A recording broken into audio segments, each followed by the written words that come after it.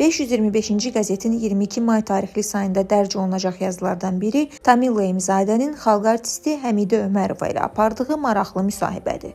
Müsahibədə Həmidə Ömərova həyat və sənət yolunun müxtəlif mərhələlərindən danışır. O əvvəlcə Filologiya fakültəsində təhsil aldığını, daha sonra isə Moskva Kinematografiya İnstitutuna qəbul olunaraq aktyorluq sənətinə gəldiyini qeyd edir. Sənətkar bildirir ki, sərt ailə nəzarətindən uzaqlaşmaq arzusu onun həyatında dönüş nöqtəsinə çevrilib və bu seçim gələcək yaradıcılıq yolunu müəyyənləşdirib. Aktrisa Moskvadakı tələbəlik illərindən, özünə inam uğrunda keçdiyi çətinliklərdən və müəllimlərinin ona münasibətindən söz açır.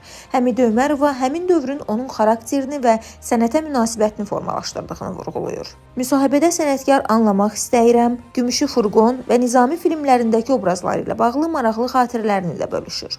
O, xüsusilə Nizami filmində Afaq obrazının həyatında xüsusi yer tutduğunu bildirir və tərəf müqabili olan Müslüm Maqomayev ilə işləməyin onun üçün böyük məsuliyyət və məktəb olduğunu qeyd edir. Həmidə Ömərova müasir Azərbaycan kinosunun problemlərinə də toxunur.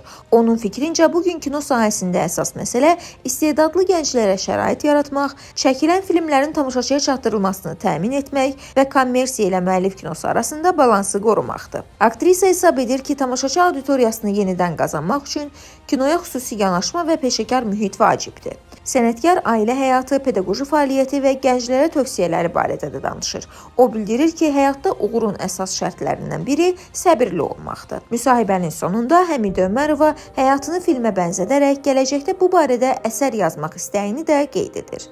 Nigar Abbasova, 525-ci kanal.